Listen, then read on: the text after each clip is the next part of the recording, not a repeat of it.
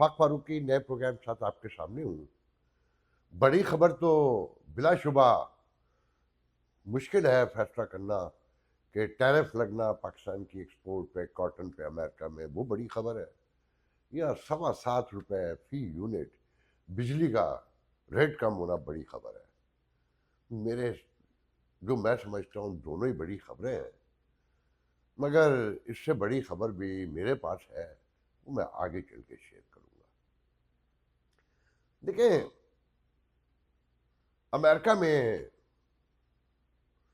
सब कुछ इस वक्त तिलपट है। किसी को नहीं पता आने वाले कल में क्या होगा। कि जैसे एलन मस्क तूफान की तरह आए, झाग की तरह बैठ गए कि इस्तीफा दे दिया कल। वफाकी हुकूमत की कटौती से लेकर एजुकेशन डिपार्टमेंट पे हमले से लेकर जाने क्या क्या उनके जहन में था, मगर उससे उनके कारोबार को बड़ा नुकसान हुआ। दुनिया भर में यूरोप अमेरिका कहने चाहिए, बाकी का तो मुझे अंदाजा नहीं है, 500 से ज़्यादा बड़े मुजाहरे हुए, जिनमें से कुछ 200 कहते हैं सिर्फ अमेरिका में हुए। और डोनाल्ड ट्रंप भी शायद ये चाहते थे कि वो चले जाएं, जो इत्तलात है, मगर उनके बिजनेस बोर्ड ने, जो उनकी कंपनीज हैं एक्स की और स्पेस के हवाले से जो उनका काम है, और फिर तस्ला, एज यू नो गाइस, कि तबाही और बर्बादी दरवाजे पे दस्तक दे रही है। फाइनली चले गए। आगे उनका क्या रोल होगा मैं उस पर बहस नहीं कर सकता, और ना आजकल मैं अमेरिकन पॉलिटिक्स को मैं बहुत साफ कह रहा हूँ कि फॉलो नहीं करता ज़्यादा। कि पाकिस्तान के हालात बहुत तवज्जो के मुतकाजी हैं। हाँ, मैं बिल को देख रहा हूँ, मैं उसके कॉन्सिक्वेंसेस को समझ रहा हूँ, और मैंने कल ही कहा था, परसों भी, कि पाकिस्तान के मुस्तकबिल का फैसला अमेरिका में होगा। तो ये जो टैरिफ है ना 29%, पाकिस्तानी बड़े खुश हो रहे थे, हम भी खुश हो रहे थे कि इंडिया पे टैरिफ लग गया। मोदी की सारी कोशिशें जो डोनाल्ड ट्रंप को जितवाने में लगी, वो सब नाकाम हो गई, और हाहाकार मची हुई है। अब सबसे ज़्यादा हाहाकार हमारे यहाँ मचेगी कि सबसे बड़ा बिजनेस पार्टनर था अमेरिका, अलोन कंट्री, $5 बिलियन की और कुछ ज़्यादा की हमारी एक्सपोर्ट थी, जिसमें से 4.25 बिलियन सिर्फ कॉटन की थी। अच्छा, उस मुल्क में जहाँ बिजली महंगी है, गैस महंगी है, पानी महंगा है, सिस्टम चोर है, नाकाम है, और कॉम्पिटिटिव मार्केट है अराउंड में बांग्लादेश, ताइवान, इंडिया, और अमेरिका में तो अब जाइए किसी भी क्लॉथिंग स्टोर में या जहाँ पर भी कपड़े मिलते हैं, तौलिया से लेकर बनियान और चड्डी से लेकर शर्ट तक, जीन तक, जिस पे हाथ रखे हर दूसरा कपड़ा जो है वो बांग्लादेश का होता है या इंडिया का होता है। उस कॉम्पिटिटिव मार्केट में 29% टैरिफ के साथ पाकिस्तानी एक्सपोर्ट, जिस पे पहले ही बड़े इल्ज़ाम हैं, अगर ईमानदारी से देखें पहले बहुत इल्ज़ाम हैं कि दिखाते कुछ हैं, देते कुछ हैं, और सैकड़ों लोग यहाँ पर भी बर्बाद हुए हैं। और बहुत बड़ी अक्सरियत बहुत पहले से अमेरिका में जो लोग हैं इस बिज़नेस में, वो नॉर्थ कोरिया, वो कोरिया, मुझे ये याद नहीं रहता कभी भी कौन सा कोरिया अमेरिका के करीब है, साउथ कोरिया मेरे ख्याल में, और ताइवान, और वहाँ से माल बनवा के, और बांग्लादेश तो बहुत पहले लोग शिफ्ट हुए हैं, पाकिस्तान से ही कॉटन फैक्ट्रियाँ तो वहाँ से मंगवा के अमेरिका एक्सपोर्ट करती थी। अब इस सिचुएशन में क्या पाकिस्तानी एक्सपोर्ट, अच्छा फिर आपके यहाँ कॉटन, रुई जिसे कहते हैं, नायाब से नायाब तर हुई जाती है। यही शहबाज शरीफ, नवाज शरीफ, इन्होंने अपनी शुगर फैक्ट्रियों के लिए बड़े बड़े ज़मीनें, बड़े बड़े इलाके पूरे पूरे साफ करवा के गन्ने लगवाए कि इनको गन्ना मिले, इनकी शुगर मिल कामयाब हो। और वहाँ काटन हुआ करती थी। कभी कॉटन में हम कोई $3.5 बिलियन तक मेरे ख्याल में कि कॉटन बाहर बेचते थे। अब लास्ट ईयर से कॉटन और कम हो गई कि लास्ट ईयर मेरे ख्याल में 1 करोड़ 36 लाख गांठें हुई थी जो ग्रो की थी। इस साल वो 1 करोड़ 2 लाख रह गई, 34 लाख गांठें कम हो गई। اوپر سے یہ ٹیرف آ گیا. اب کاٹن کو $1.5 بلین کی ہم ایکسپورٹ امپورٹ کرتے ہیں. پہلے ایکسپورٹ کرتے تھے, اب امپورٹ کرتے ہیں. جیسے پہلے تو چینی تو ہم پہلے بیچتے ہیں پھر منگواتے ہیں, مگر کاٹن میں تو ہم بالکل ناکام ہو چکے ہیں, کیونکہ اس حکمران اشرافیہ کی تاریخ نکال لیں, آپ کو سب مل جائے گا گوگل پہ کہ پنجاب میں کہاں کہاں کیسے کیسے کتنی کاٹن ہوتی تھی اور کب شوگر فیکٹریاں لگیں, وہ کن کی ہیں, اور وہاں پر کیسے کاٹن کو ختم کیا گیا اور کس طرح سے گنا اگوایا گیا, پھر ان گنے کے کسانوں کو کیسے لوٹا گیا. اور ابھی پچھلے دنوں ہی مریم نواز نے ان سے جو زیادتیاں کی ہیں وہ سب کے سامنے ہیں. اب کیا پاکستان میں, جہاں پنجاب میں ہمارے کچھ دوست کہتے ہیں کہ گجرانوالہ سے لے کر وہ گجرات تو پتہ نہیں کہاں تک انڈسٹریاں جو تھیں وہ ایک لائن سے میلوں بند ہے, ہزاروں مزدور پہلے ہی بے روزگار ہیں. اب جو بچے کھچے کارخانے رہ گئے کاٹن کے کپڑوں کے, وہ بھی بنگلہ دیش چلے جائیں گے, وہ بھی تائیوان چلے جائیں گے, ہانگ کانگ چلے جائیں گے, ویتنام چلے جائیں گے, اور سری لنکا چلے جائیں گے, اور بے روزگاری آئے گی. کیونکہ بجلی ابھی بھی جو کمرشل ریٹ ہے وہ اٹھا کر دیکھیں تو ہوش اڑ جاتے ہیں, اور علاقے کے ریٹ دیکھیں. انڈیا میں میرے خیال میں 9.9 پینی جو ہے نا وہ فی یونٹ ہے, ہمارے یہاں 16 تھی.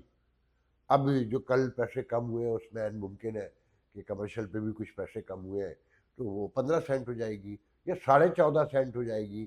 مگر یہ تو نہیں ہوگا نا کہ 9.5 پہ آ جائے یا 9 پہ آ جائے, اور ٹیرف کو بھی افورڈ کر لے, اور ورکر کو بھی افورڈ کر لے, بجلی کی, گیس کی, پانی کی, گیس کی قیمتیں بڑھائے چلے جاتے ہیں. اگر کہیں ریلیف دیتے ہیں نا تو یاد رکھیے گا کہیں پیسے بڑھ رہے ہوتے ہیں. تو اس روشنی میں جو آنے والے دن ہے, جب پھر سے ریزروائر کم ہوں گے, جو آپ کی ڈالر کی خزانے میں موجود ہے, اس سے آپ کی امپورٹ پہ بھی فرق پڑے گا. آپ کی اس کی معیشت تو گرنی ہے نا.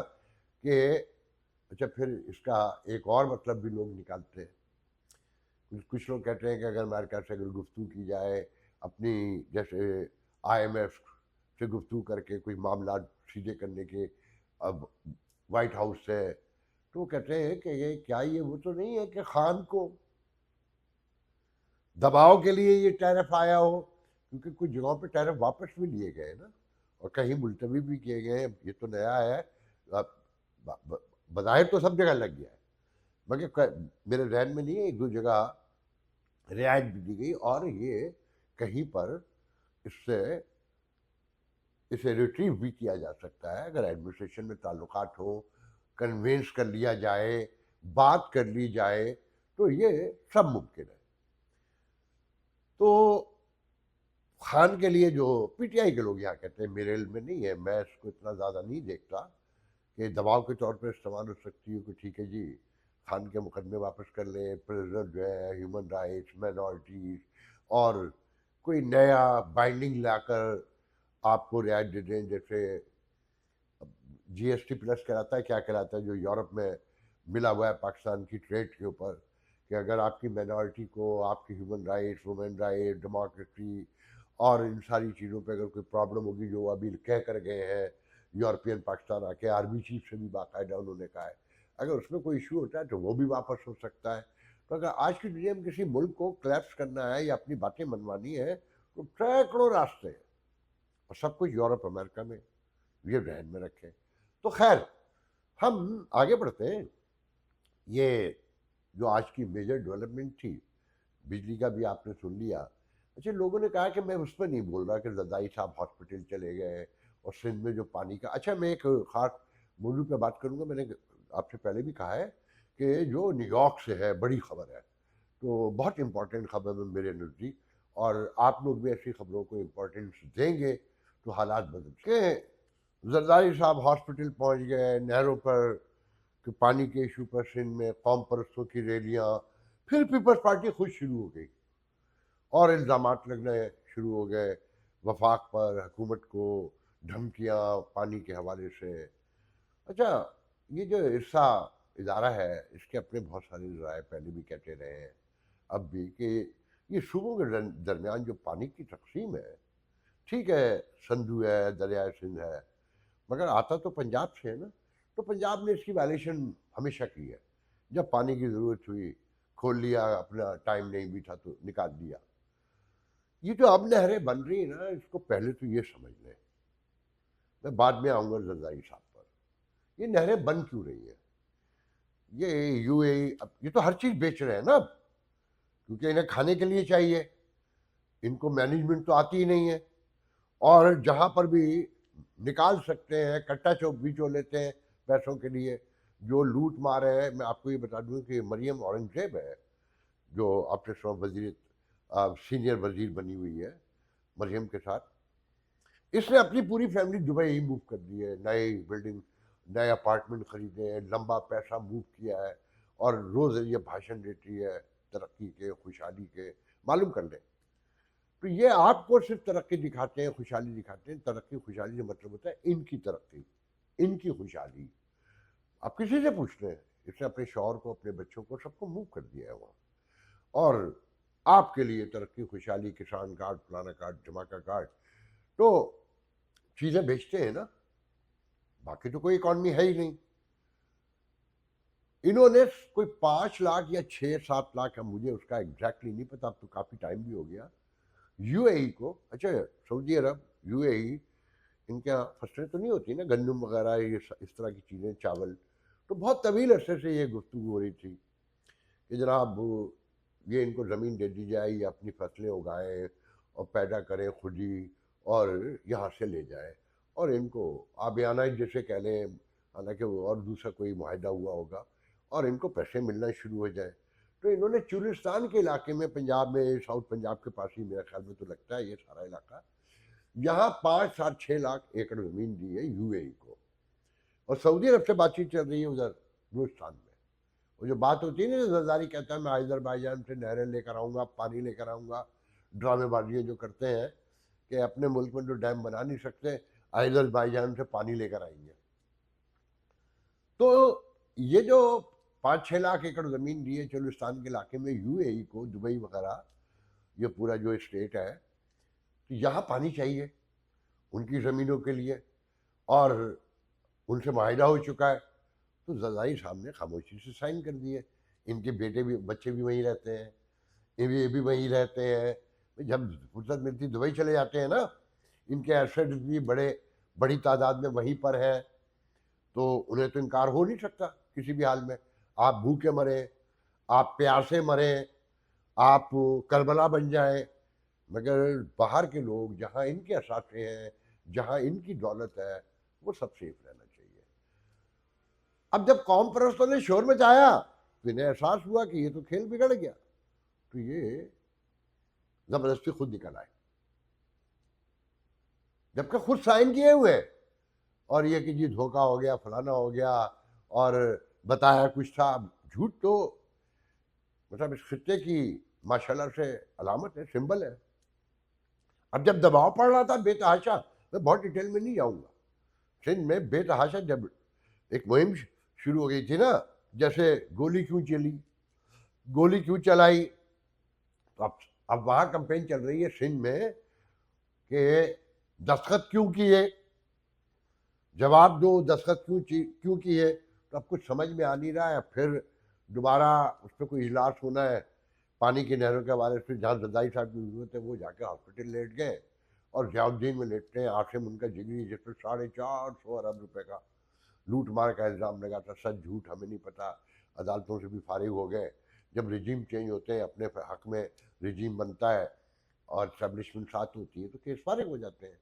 جہاں محترم سے ان کے ہاسپٹل میں جہاں وہ موجود ہیں عاصم کے، وہاں اب ضیاء الدین ہاسپٹل جو ہے، وہاں ان سے کوئی مل بھی نہیں سکتا، بات بھی نہیں کر سکتا، جب بیمار تو وہ بہت طویل عرصے سے ہے نا، بیچارے اتنی چھوٹی سی پیالی میں بھنڈی کھاتے ہیں، کوئی کہتا ہے اتنی سی دال کھاتے ہیں، اور بچپن میں کہانی سنی تھی کہ جو خواتین نہ کھانے کے برابر کھاتی ہیں، کہتے ہیں کہ چڑیا کی طرح کھاتے ہیں کہ روٹی کا پھپولا، روٹی جو ہے نا جب پھول جاتی تو اوپر ایک جھلی جو اسکن آتی ہے، کہ زرداری صاحب وہ اسکن کھاتے ہیں اور وہ بھنڈی تھوڑی سی اور دال، یہ ان کی زندگی جس طرح چلتے ہیں جس طرح بولتے ہیں، مگر حوث ختم نہیں ہو کے دے رہی. انہیں ڈاکٹر بھی خواب دکھاتے ہوں گے کہ ابھی آپ بہت زندہ رہیں گے اور بڑے صحت مند رہیں گے.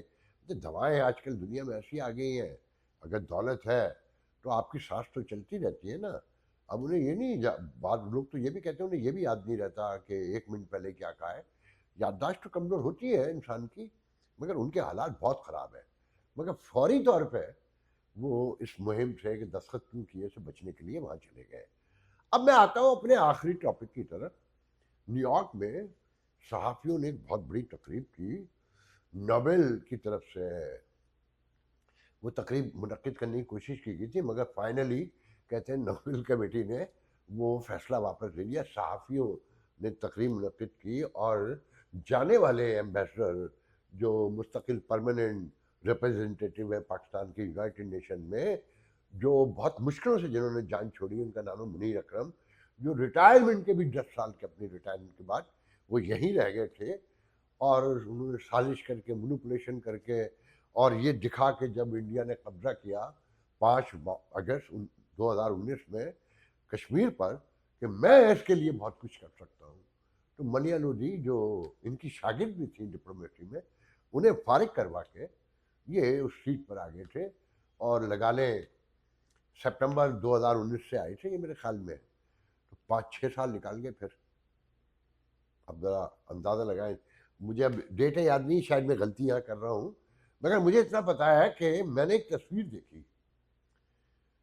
جو چائنا پہلا ڈیلیگیشن گیا انڈین قبضے کے بعد کشمیر پر، جو پاکستان کا پہلا چائنا ڈیلیگیشن گیا، جناب اس وقت کے وزیر خارجہ خواجہ کیا نام ہے ان کا، شاہ محمود قریشی کی سربراہی میں، تو میں حیران رہ گیا کہ اس میں منیر اکرم بھی بیٹھے ہوئے تھے، جو امریکہ میں رہتے تھے، جو ریئل اسٹیٹ ایجنٹ بنے ہوئے تھے، ایک گوری اٹارنی سے شادی کر کے کنیکٹیکٹ میں رہ رہے تھے، واپس تو گئے نہیں ہے Pakistan.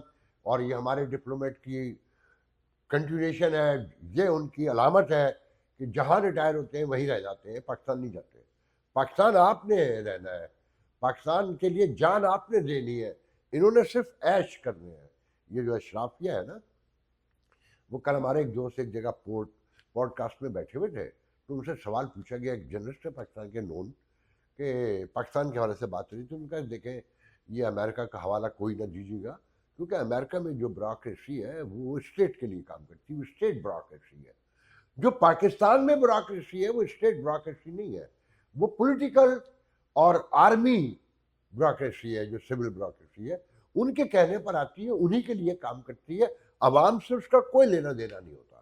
That's the difference which you should understand and keep in your mind, کہ یہ بیوروکریسی آپ کے لیے نہیں آتی، جو لے کر آتے ہیں ان کے لیے کام کرتی ہے. تو یہ منیر اکرم امریکہ میں ہی رہ گئے تھے جیسا کہ ساتھ باقی رہ جاتے ہیں. یہ وہ ہے کہ جب جمالی صاحب پرائم منسٹر تھے تو ان کی گرل فرینڈ ہوتی تھیں جو ہالینڈ یا سوئٹزرلینڈ سے تھیں، جب یہ سوئٹزرلینڈ میں تو اس کے ساتھ ہی لے کر آئے تھے، اسے اتنا مارا تھا کہ آپ سوچ نہیں سکتے. اور نیو یارک سٹی ان کے گھر پہنچ گئی تھی اور ان کی گرفتاری کے وارنٹ تھے، تو مشرف نے انٹرپٹ کر کے انہیں گرفتاری سے بچایا تھا. جمالی صاحب نے مشرف کو بتایا، مشرف نے وائٹ ہاؤس کو یا اسٹیٹ ڈپارٹمنٹ کو کال کروائی یا جو بھی ہوا، تو یہ گرفتاری سے بچے تھے. اچھا، ان سے یہ جو پاکستان کی فارن پالیسی کے حوالے سے جو بہت بڑے بڑے نام بتائے جاتے ہیں نا، تو یہ پوچھے کہ اگر یہ اتنے عظیم انٹلیکچوئل تھے، میں اصل بات کی طرف آتا ہوں، تو یہ پاکستان کی فارن پالیسی، یہ تنہائی اور یہ پوری دنیا میں ناکامی اکنامیکلی اور بھارت کے مقابلے میں، وہ کوئی جس کا جواب نہیں دیتا. مگر یہ سب انٹلیکچوئل ہیں، منیر اکرم، ضمیر اکرم اور شمشاد اور فلانے اور دھماکے، 20 نام ہے. ملیا لودھی 10-15 سال تک لگی رہیں، اور سب کچھ انہی کے ادوار میں ختم ہوا. جو آپ کو نظر آتا ہے کہ فارن پالیسی اور اکنامک پالیسی ایک دوسرے سے منگل کرتے ہیں، ایک دوسرے سے مل کر ملک کی ترقی کی ضمانت بنتے ہیں. دونوں محاسن جس طرح ناکام ہے وہ آپ کے سامنے، اور دونوں ایک دوسرے کی ضرورت ہے. تو بہرحال منیر اکرم نے فائنلی جان چھوڑی ہے. تو نیو یارک کے پاکستانی صحافیوں نے ان کے لیے ایک तकरीब का एहतमाम किया, और उस तकरीब का एहतमाम किसने किया? साथियों की तरफ से। ARY में एक इश्तहार लेने वाले जो मार्केटिंग करते हैं, उनका नाम है आसिफ जमाल, और जिनके जो अब सहाफ़ी भी हैं। अच्छा, ये वाहिद इंसानी तारीख की सोसाइटी है जिसमें 60 साल की उम्र में जब चाहें आप सहाफ़ी बन सकते हैं, जब चाहें डाकू बन सकते हैं, जब चाहें पॉलिटिशियन बन सकते हैं। मतलब आपका इख्तियार है, आपको किसी तजर्बे की ज़रूरत नहीं है, आपको किसी एजुकेशन की ज़रूरत नहीं है। जब आपका मन करे कि आज मैंने ये बनना है, तो आपको कोई रोक नहीं सकता, आप बन जाएंगे और शहर में दंदनाते फिरें। तो ये आसिफ जमाल जो है, ये इश्तहार लेने के लिए CCO कहलाते हैं, ये चीफ कमर्शियल ऑफिसर। इसका सीधा सा मतलब ये है मार्केटिंग के, मगर ये सहाफ़ी के कोटे पे भी आते हैं और इन्हें सहाफ़ी लिखा जाता है, इन्हें बताया भी जाता है। तो इन्होंने सबकी तरफ से एक तकरीब मुनक्किद की, जहाँ पर सारे वहाँ के सहाफ़ी थे। सहाफ़ी क्या है, वीडियो देख लें, अगर मेरे पास भेजी किसी ने, मैं लगा दूंगा। जो न्यूयॉर्क में रहते हैं या दुनिया में रहते हैं, जो न्यूयॉर्क में पाकिस्तानी सहाफ़ियों से वाकिफ़ हैं, उन्हें देख लें। मैं तो नहीं समझता कि उनमें 3 भी सहाफ़ी हैं, या एकदम वो 4 होंगे। बाकी तो जैसे क़याम पाकिस्तान के बाद सैकड़ों लोग जो सैयद थे वो जुलाए हो गए, जुलाए जो हैं वो सैयद हो गए। तो जब इनकलाबात आते हैं, या कोई माशरा डूब रहा होता है, या कोई माशरा तबाह हो रहा होता है, या बन रहा होता है, तो कुछ लोग उसमें जैसे बिगड़ते हैं, तबाह होते हैं, तो कुछ लोग बनते भी हैं। तो इस तकरीब का अंदाज़ा ऐसे लगा लें कि इनके कारनामों पर मुनीर अकरम के इनको अवार्ड दिया गया। तो दिल से एक सदा आई कि मुनीर अकरम, तुम्हें इसी ज़िंदगी में, इसी दुनिया में तुम्हारे गुनाहों की सज़ा मिल गई कि तुम्हें उन लोगों ने अवार्ड दिया जिनके चेहरों पर, माथों पर जाली सहाफ़त के धब्बे लगे हुए हैं या प्लेटें लगी हुई हैं कि मुनीर अकरम मरहूम पर मुझे अच्छा भी नहीं लगता अब कहते हुए, मगर वाक़या है। मुनीर अकरम कह रहा हूँ मैं, सॉरी, मुनीर नियाज़ी इसी तरह किसी को अपने मुकाबले में शायर नहीं मानते थे। मशहूर था उनके बारे में कि वो किसी फैज़, किसी फ़राज़, मनमौजी से भी आदमी थे, कोई उसे गुरूर कहता है। न्यूयॉर्क में उन्हें जिन्होंने बुलाया मुशायरे में आखिरी बार जो आए, तो उनके लिए तकरीब हुई, तो उसमें जिन लोगों ने मकाले पढ़े उन पर, तो मैंने उस वक्त भी कहा था कि मुनीर अकरम, आप मुनीर नियाज़ी, तुम्हें अपने गुनाहों की सज़ा इसी दुनिया में मिल गई। कहाँ मुनीर नियाज़ी जैसा अजीम शायर, कहाँ जो मकाले पढ़ रहे थे उनमें से एक ने तो ये कहा कि मैंने मुनीर नियाज़ी को कभी नहीं पढ़ा, मगर वो मुनीर नियाज़ी पे 45 मिनट बोले, पढ़ा भी नहीं और 45 मिनट बोले। तो इसी तरीके से जो डिप्लोमेसी को समझते भी नहीं, वो अवार्ड दे रहे थे, और किसी ने ये नहीं पूछा मुनीर अकरम से कि सर अपने कारनामे तो बयान कीजिए कि आपने पाकिस्तान के लिए क्या किया है। क्या कश्मीर 5 अगस्त को जो 2019 में इंडिया ने कब्जा किया था, हमें वापस मिल गया? या वो कौन से मुहाज पर कामयाबियां हैं कि बलूचिस्तान के हवाले से आप इंडिया पे 10,000 इल्जाम लगा चुके हैं, डोजियर दे चुके हैं यूनाइटेड नेशन को, आप 6 साल यहाँ रहे तकरीबन, तो क्या कामयाबी हासिल हुई? यूनाइटेड नेशन ने क्या किया पाकिस्तान के लिए, और इंडिया के खिलाफ क्या किया? या आज की दुनिया में जो कुछ भी हो रहा है कि बस फ़लस्तीन पे एहतजाज कर लिया, शोर मचा दिया, और वो भी किसी के कहने पे, सऊदी अरब के कहने पर, जहाँ से रोटी मिलती है आपको। इसके अलावा तो आपने कुछ नहीं किया ना, क्योंकि दुनिया में आप तन्हा हैं, और वो तन्हाई समेटने वाले यही लोग हैं जिन्होंने इस्टेब्लिशमेंट के कहने पर उन्हें फॉलो किया और सिविल हुकूमतों को नहीं किया, और इस्टेब्लिशमेंट के आंखों में आंखें डाल के कभी ये नहीं कहा कि जो आप कर रहे हैं इसके नतीजे में हम यहाँ कुछ भी कर लें कुछ नहीं निकलेगा। इन्हें सिर्फ अपनी नौकरियां चाहिए थी, ये नौकरियों के लिए, स्टेटस के लिए, मैनहट्टन में बड़े बड़े घर के लिए इस माशरे को तबाह करने के जिम्मेदार हैं। और तो जैसा माशरा था वैसी मीडिया डेवलप किया हमने, और वो न्यूयॉर्क तक आया, यहाँ तक कि डायरेक्टर नॉर्थ अमेरिका दुनिया न्यूज़ टेलीविज़न वहाँ बैठा हुआ है, और एक जाली अखबार को दुनिया न्यूज़ बताकर उसका शुक्रिया अदा किया जा रहा है, मगर जो एक बाकायदा टेलीविज़न है जिसका डायरेक्टर वहाँ बैठा है, वो मेहमानों में बैठा है, उसका नाम भी नहीं लिया गया। और फिर कमाल बात यह है کہ ان کی عظیم خدمات کو سلام پیش کرنے کے لیے جب وہ ان کی آمد پہ منیر اکرم کی انہیں باقاعدہ کھڑے ہو کر سلوٹ مارا صحافیوں نے. انسانی تاریخ نے یہ منظر کبھی نہیں دیکھا ہوگا کہ صحافی کسی ڈپلومیٹ کو کھڑے ہو کر سلوٹ مارے یا ایوارڈ بھی دے کہ آپ نے بڑے کارنامے انجام دیے. جو میڈیا ہوتا ہے وہ تو محتسب ہوتا ہے, وہ تو کرٹک ہوتا ہے.